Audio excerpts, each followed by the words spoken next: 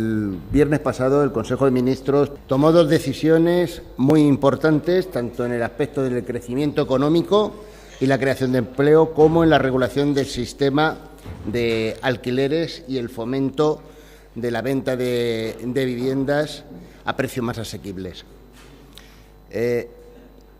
Por fin tenemos un Gobierno valiente que ha sido capaz de abordar una reforma financiera que debió realizarse en el año 2008 por el Gobierno del señor Zapatero y el señor Pérez Rubalcaba, pero que o no quisieron o no supieron hacerlo y que han estado cegados por su fantasía de que eran campeones de la Champions League, que teníamos en España el mejor sistema financiero de Europa.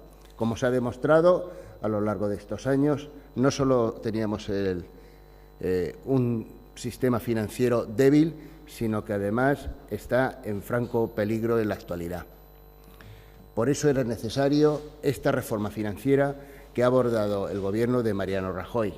Con la reforma financiera lo que se pretende es barrer definitivamente los restos de la burbuja inmobiliaria que tanto daño ha hecho a la economía del país, fundamentalmente para que vuelva a fluir el crédito a los autónomos, a las pymes y a los particulares.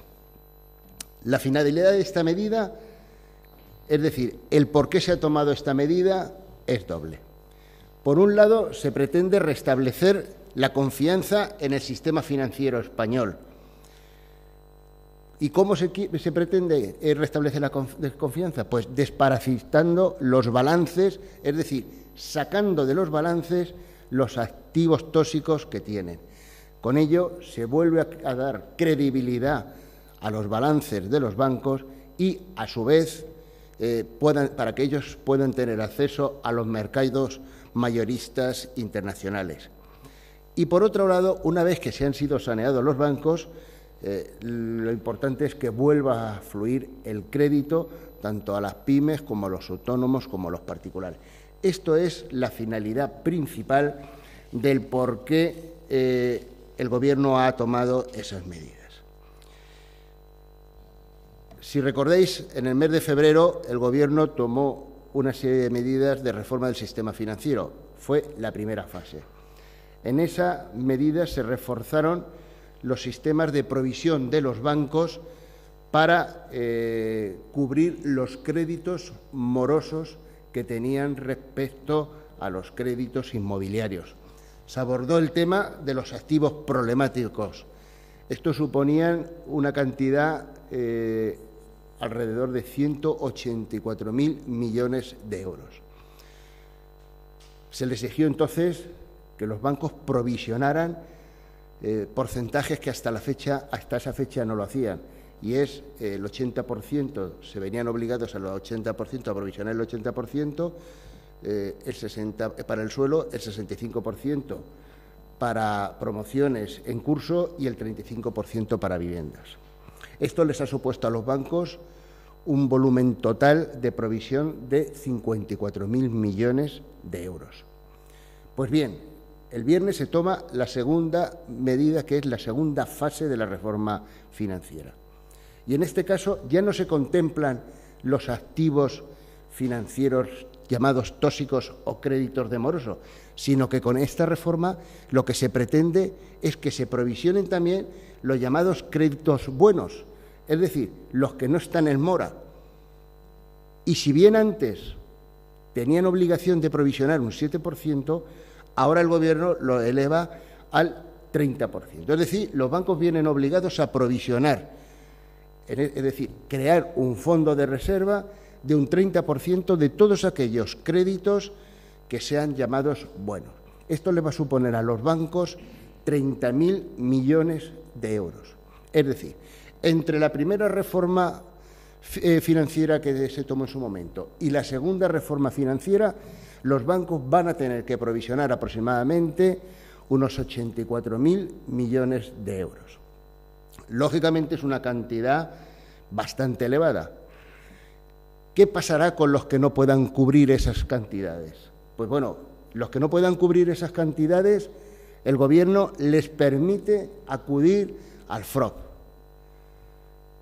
solicitar aquellas cantidades que sean necesarias para que no caigan en insolvencia, lógicamente. Y entonces, si van a acudir al FROP, las cantidades que perciban no va a ser regaladas como hasta ahora. Recordar que el gobierno del señor Zapatero les dio unos 40.000 millones, como aquel que dice, gratis, sin percibir nada a cambio. En este caso no, en este caso se va a tratar de préstamos que deberán devolver en el plazo de 5 años a un interés del 10%. Si esas entidades financieras no cumplen el compromiso de devolución del préstamo en el plazo establecido y en el interés pactado, vendrán, bueno, no es que vendrán, es que el Estado procederá a la intervención de las entidades financieras o incluso a la nacionalización. El ejemplo más palpable lo hemos tenido con Bankia. Bankia es una entidad en donde todos conocemos que ha arrojado un agujero de unos 4.000 millones. El Gobierno ha tenido que tomar esta decisión por varios motivos. En primer lugar, ha tenido que tomar esta decisión para el control y garantía de los ahorros de 10 millones de personas de depositantes que tenía el banco. Por otro lado, es una medida imprescindible para mantener la estabilidad del sistema financiero español. No se puede permitir que la cuarta entidad financiera más grande del país pueda caer en quiebra o en insolvencia. Y, por otro lado, los 4.400 millones que le va a prestar el Estado es un simple préstamo, no es ningún tipo de regalo que vendrán obligados a devolver la entidad sin perjuicio de que con las acciones que ha adquirido el Estado, que representan un 45%, no es ni más ni menos que la nacionalización de esa entidad bancaria. Pues bien, el Consejo de Ministros el viernes pasado tomó también otra medida, que es un anteproyecto de ley de medidas de flexibilización y fomento del mercado de alquileres de vivienda. El Consejo de Ministros ha tomado esta decisión para fomentar la compra de viviendas y para regular el sistema de alquileres.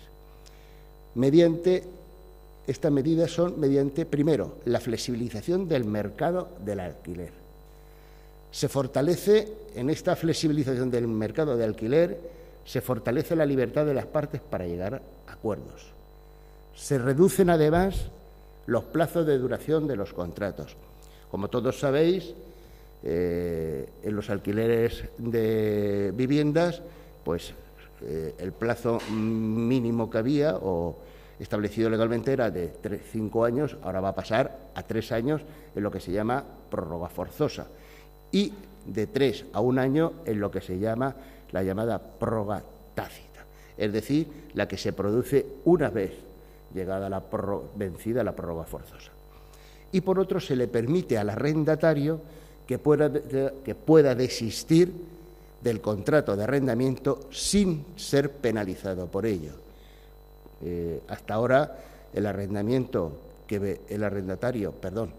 que pretendía dar por resuelto el contrato, pues venía obligado a cumplir en todos sus términos dicho contrato con la consiguiente penalización. Bueno, pues con la nueva ley se suprime esa obligación de cumplir íntegramente, siempre y cuando preavise a la propiedad con un mes de antelación.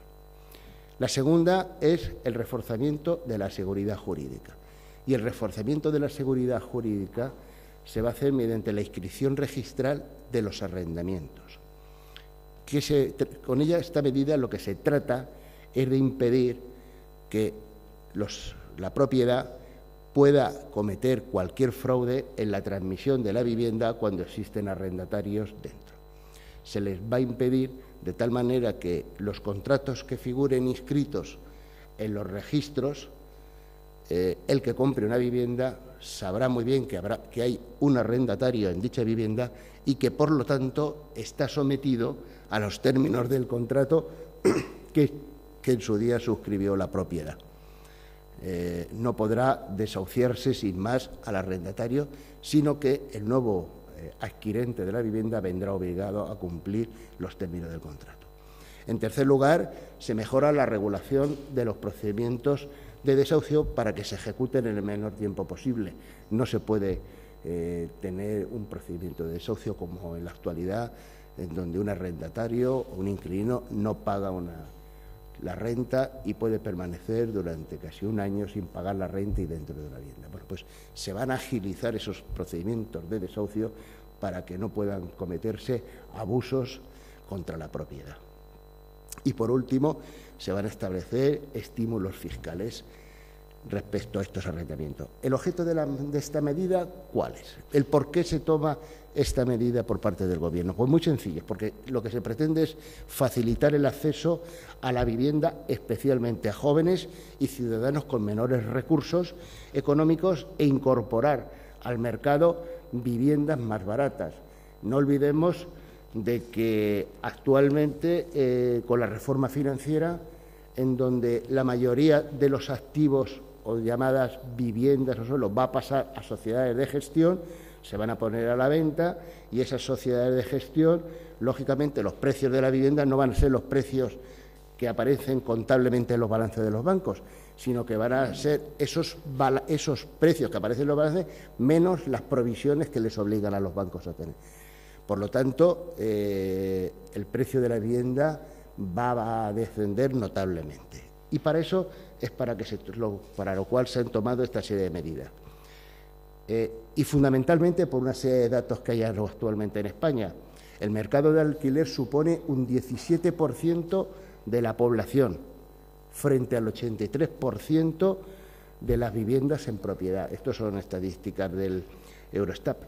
Y luego, en cuanto a las viviendas en alquiler en España, ahora mismo hay 1,8 millones de viviendas, según el Instituto Nacional de Estadística.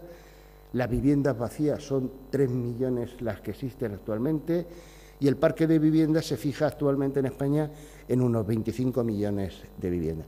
Lógicamente, con estos datos era necesario tomar las medidas que el Gobierno ha adoptado, las decisiones que ha tomado en el último Consejo.